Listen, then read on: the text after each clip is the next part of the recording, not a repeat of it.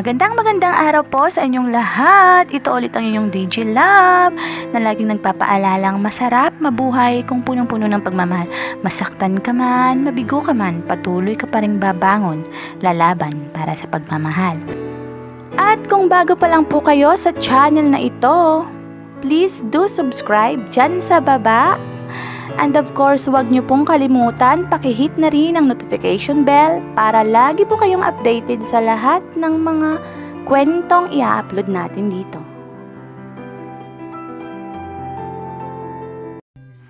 Kamusta po mga mahal kong tagapakinig? Ito ulit ang inyong DJ Love. Ang ating kwentong mapakikinggan ngayon ay isa namang kwento na galing sa ating letter sender na nagpapatawag na lamang na May. Dear DJ Love, kamusta po kayo? Itago niyo na lamang po ako sa pangalan na May. Totoo ngang sa buhay ay may dumarating na mga pagsubok na kailangan nating harapin. Ang pagsubok na minsan ay nagiging instrumento para tayo ay maging matatag at matapang at patuloy na mabuhay. Ang kwentong aking ibabahagi ay tungkol sa sarili ko namang karanasan. Wala pong perpektong tao, walang perpektong pamilya, wala rin pong perpektong anak. Nagsimula ang buhay ko ng masaya bilang isang batang probinsyana at di man kami sagana sa pera, pero sagana kami sa pagmamahal ng magulang namin. Punong-puno ng pagmamahal, isang magsasaka ang aking ama at isa namang buting may bahay ang aking ina. 5 kaming magkakapatid at ako ang panganay. Bilang ako ang panganay, sa akin lahat nakapatong ang responsibilidad bilang isang panganay na anak. Parating pangaral sa akin ni mama at papa na mag-aral ng mabuti dahil sa akin din nakasalalay ang kinabukasan ng aking mga kapatid. May katandaan na po ang aking mga magulang, kaya punong-puno po ako ng pangaral na wag kong pababayaan ang aking mga kapatid. Sakaling mawala na sila sa mundong ito, kaya kong mabigyan ng magandang kinabukasan ang aking mga kapatid. Lagi nila kong pinangangaralan na mag-aral ng mabuti dahil wala naman daw silang ibang maipamamana sa akin at sa aking mga kapatid kundi ang karunungan. At yun naman po dapat ang aking gawin. Pero naging iba po ang takbo ng buhay ko simula nang mag-aral ako ng college. Ang dami kong nakilala, samot-saring mga tao at samot-saring temptasyon din ang sumubok sa aking pagkatao. Marami akong naging kaibigan na may iba't ibang klaseng bisyo. Pero hindi ko naman po pinapatulan ang mga bisyo dahil nasa isip ko ay ang mag-aral na mabuti. Ngunit nagsimula ito nang makilala ko ang taong akala ko at naisip ko rin na siya na ang makakasama ko. Isa siya sa mga pamangkin ng aking landlady sa aking boarding house, kaya malapit kami sa isa't isa. Itago na lang po natin siya sa pangalang Ethan. Nakilala ko po siya dahil po parati siya sa boarding house namin. Yung mga tipikal na lagi magkakasama, magkakaibigan, kwentuhan, hanggang sa hindi na lang po namamalayan na naging malapit din ang loob ko sa kanya at ganun din siya sa akin. Kahit na sa murang edad na yon, dapat tinutuon ko ang atensyon ko sa pag-aaral ko. Oo, seryoso po ako nung panahon na yon mag-aaral. Pero sadya pong hindi ko nakayanan ang iba't ibang temptasyon na nasa aking kapaligiran. Lumipas ang mga buwan at naging boyfriend ko si Ethan. nalingid sa kaalaman ng aking mga magulang. Paulit-ulit nilang sinasabi sa akin na unahin ang aking pag-aaral. Nagsama po kami ni Ethan ng isang boarding house. Malaki din naman po ang naitulong niya sa akin, lalo pat kapos na kapos din ako at sobrang iginagapang po ng tatay ko ang aking pag-aaral. Nakukonsensya naman po ako dahil nakikita ko ang sakripisyo nila para sa akin. Pero nung mga panahon po na yon, siguro dahil sa murang edad, hindi ko pa nakikita ang kahihinatnan ng aking mga actions. Laging nagpapadala ang aking tatay para sa aking tuitions at iba pang mga gastusin sa pag-aaral ko. Ganon din si mama na nakafocus din naman para sa ibang mga kapatid ko. Sa totoo lang po, nakukonsensya din po ako sa tuwing tinatanggap ko ang perang padala galing sa kanila. Nag-aaral pa po ako noong mga panahon na yon. Malaki din naman po ang naitulong ni Ethan sa akin dahil pang-araw-araw kong gastusin, medyo kinakapos din po ako. Hindi na ako nagbabayad ng boarding house dahil siya na rin ang nagbayad nito. Minsan siya na rin ang sumasagot sa pamasahe ko at sa mga gastusin ko pang araw-araw. Hanggang sa dumating ang hindi inaasahan. At yun na nga po, biyaya man po ito galing sa taas pero alam kong malaki rin pong suliranin. Nabuntis po ako at hindi ko po alam ang gagawin ko dahil walang alam ang mga parents ko about dito. Sabi sa akin ni Ethan, hindi daw niya ako pababayaan dahil pananagutan niya naman daw ang ipinagbubuntis ko. Sa bagay, si Ethan kasi medyo may kaya sila.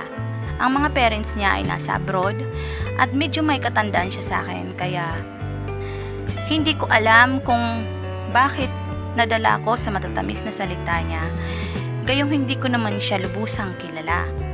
Nakilala ko lang siya dahil pamangkin siya ng landlady ng boarding house ko. Pero sa sobrang bait din naman niya, kahit sino naman siguro mahuhulog sa kanya. First trimester ng aking pagbubuntis ay hindi ko kaya ang early morning sickness. Kaya naisip kong tumigil na ng pag-aaral. Nasa second year college na po ako noon. Wala pa ring alam sila mama at papa sa nangyayari sa akin dahil itinago ko po ito sa kanila. Panay pa rin ang padala nila sa akin. Hindi nila alam na hindi na ako nag-aaral. Akala kasi nila continue pa rin ang pag-aaral ko. Hanggang pagdating ng 4 months ng tiyan ko, nagdesisyon si Ethan na bumalik ng Maynila. Sabi niya sa akin, pupunta daw siya sa Maynila dahil dumating ang parents niya galing abroad. Siyempre natakot ako nung una dahil buntis po ako. Wala po akong kasiguraduhan kung totoo ang sinasabi niya or babalikan niya ako. Pero medyo matagal-tagal ko na rin pong kilala ang may-ari ng boarding house namin na landlady namin at si Ethan. Mabait naman po ang landlady namin kaya siya po ang nagsabi sa akin na totoong dumating daw ang kapatid niya galing abroad. Sabi ko kay Ethan bakit hindi niya na lang ako isama. Pwede naman. Sabi niya hindi daw muna pwede kasi ayaw niyang biglain ang mga parents niya. Pero kapag dumating siya doon, babalikan niya ako at isasama niya ako para ipakilala. Wala din naman akong nagawa kundi pumayag sa gusto niya. Nung umpisa, okay pa. Mga unang linggo, okay pa kami ni Ethan. Nagme-message pa siya sa akin nung mga unang linggo. Hanggang 2, 3. Yung mga parents ko naman, panay din ang kumusta sa akin pero sinasabi ko ayos lang ako. Nagtatanong kung kailan ba daw ako babakasyon. Sabi ko busy pa sa school. Kasi wala rin po akong matinong maisasagot sa kanila at wala pa rin akong lakas ng loob na sabihin sa kanila ang totoo. 1, 2, hanggang 3 buwan po. Wala nang paramdam si Ethan sa akin. Sobra ng stress ako, nadidepress na ako. Kasi hindi niya na ako tinatawagan, hindi niya na rin ako sinusulatan. Takot na takot ako sa naging desisyon ko at alam ko kung ano ang kahinatnan nito. Sabi ko, wala na. Tinakasan na nga talaga ako ni Ethan. Buti na lang at mabait yung landlady namin. Siya ang sumasagot sa lahat ng mga gastusin ko. Lalong-lalo na't alam niya ang kalagayan ko. Pero umabot na rin po ako sa point na hindi ko na po kaya. Kasi lumalaki na ng sobrang tiyan ko at kailangan ko na rin na mag-aalaga sa akin. Wala po akong ibang nagawa kundi magdesisyong umuwi sa amin. Pagka-uwi ko sa bahay namin, kitang-kita ko sa mga mata ng mga magulang ko. Wala silang sinabi kahit isang salita sa mga bibig nila, walang lumalabas. Pero kitang-kita ko sa mga mata nila ang disappointment, ang pagkadismaya, na parang sinasabi nila sa akin, saan ba kami nagkulang ng pangaral sa'yo? Sobrang lungkot ko, sobrang depressed ko. Hingi ako ng tawad sa mga magulang ko. Humihingi ako ng patawad sa tatay ko na alam ko kung gaano kalaki ang sakripisyo niya para sa akin. Pero binaliwala ko lang. Ang nanay ko na sobrang nakikita ko kung gaano ka dismayado sa akin, pero alam ko na deep inside, sobrang nag-worry din siya sa akin. Hindi man nila ako kinakausap ng maayos, pero alam kong nag-aalala sila sa kalagayan ko. Hanggang sa dumating ang araw na kailangan ko ng mga anak. Nagdesisyon ng mga parents ko na dalhin ako sa ospital, pero ako ang tumanggi dahil wala akong pera. At ayoko rin bigyan ng problema ang mga parents ko para sa pang-hospital ng panganganak ko. Kaya nagdesisyon akong manganak sa bahay. Pero sa pinakamasakit at pinakamasalimuot na punto ng buhay ko, nag-overjaw ang baby ko sa loob ng tiyan ko. Nag-agaw buhay kaming pareho. Nung dinala nila ako sa ospital, wala na daw ang baby ko. Pagkagising ko, hindi ko man lang nasilayan ang anak ko.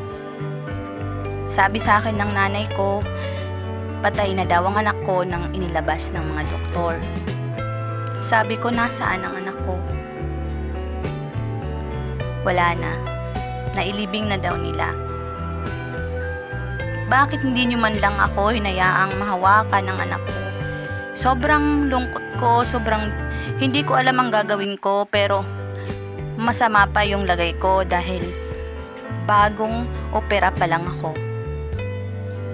Sabi ng nanay ko, ginawa naman daw lahat ng doktor, mabuti pa nga at nailigtas ako. Dahil kung hindi, kaming dalawa daw ang namamatay. Sabi ko, siguro parusa sa akin to dahil sa ginawa kong mga mali sa buhay. Sa mga naging desisyon ko na hindi tama. Pero bakit naman?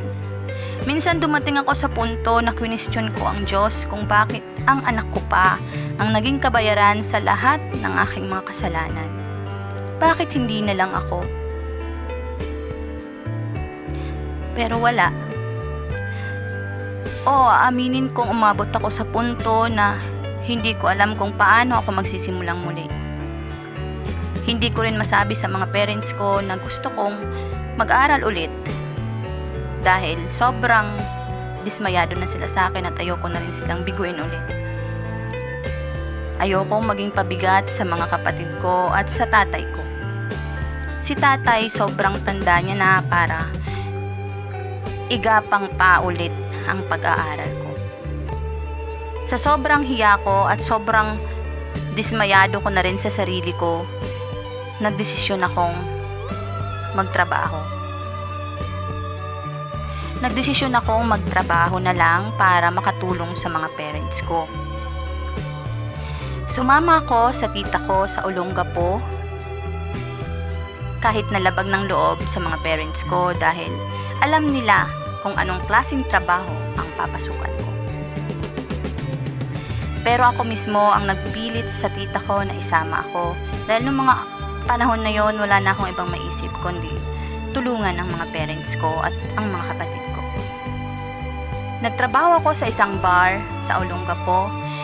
Noong mga panahon na yon, wala na akong ibang naisip kundi ang makatulong na lang sa pamilya ko. Kaya kahit labag sa loob ko, pinasok ko ang trabahong madumi para sa mga babaeng katulad natin.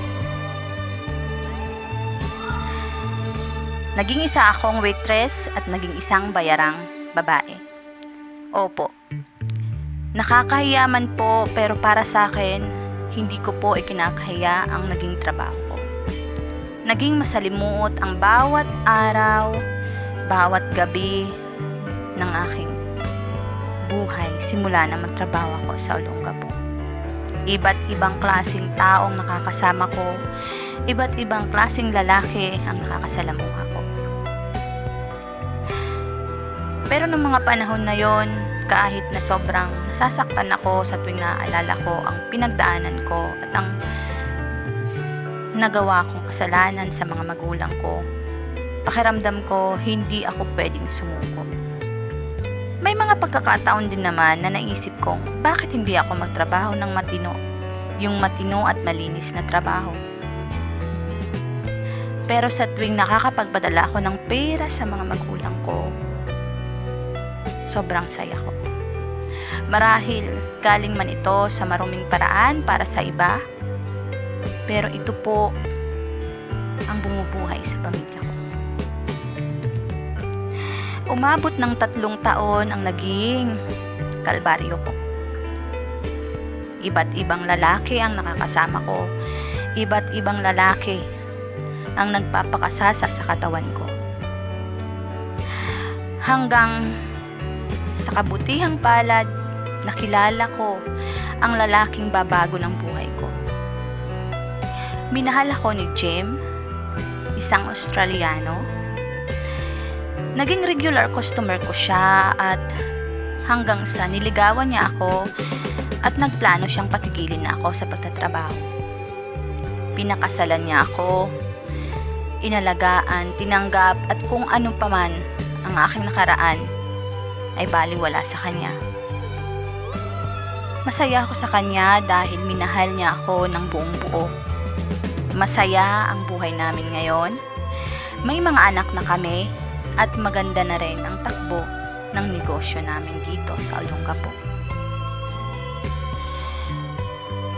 Hindi ko man po natupad ang pangarap kong makapagtapos ng pag-aaral. Pero natupad ko po ang pangarap ko para sa mga kapatid ko. Hindi ko man po natupad ang pangarap ng mga magulang ko sa akin, pero ako po ang tumupad sa mga pangarap nila para sa mga kapatid ko. Lahat po ng mga kapatid ko nakapagtapos na. At sa tuwing pinagmamasdan ko sila, sobrang saya ko. Dahil naibigay ko ang buhay na pinapangarap ko para sa kanila. Naibigay ko sa magulang ko ang maginhawang buhay na kahit minsan na hindi nila naranasan. Hindi lang po para sa sarili kong pamilya, dahil marami na rin po akong natutulungan na kamag-anak ko sa probinsya. Malaki ang negosyo namin dito sa Olongapo at dito ko na sila pinapagtrabaho. Nakapagtapos na rin ang mga pag-aaral ang mga pinsan ko, mga anak ng mga tita ko, nang dahil na rin sa tulong ng asawa kong si Jem. Hindi po sukatan kung anumang klaseng pagkatao ang meron ka para sabihin mong mabuti kang tao. Hindi po sukatan kung saan ka manggaling o kung anong klaseng pagkababae meron ka para makatulong at maging mabuting tao. Hindi ko man po natupad ang pangarap na inaasam-asam ng mga magulang ko, pero masasabi ko pong nagampanan ko pa rin, natuparin ang pangarap nila para sa mga kapatid ko. Marumi ka man tingnan ng mga tao sa ngayon, pero ikaw sa sarili mo, alam mong mabuti kang tao.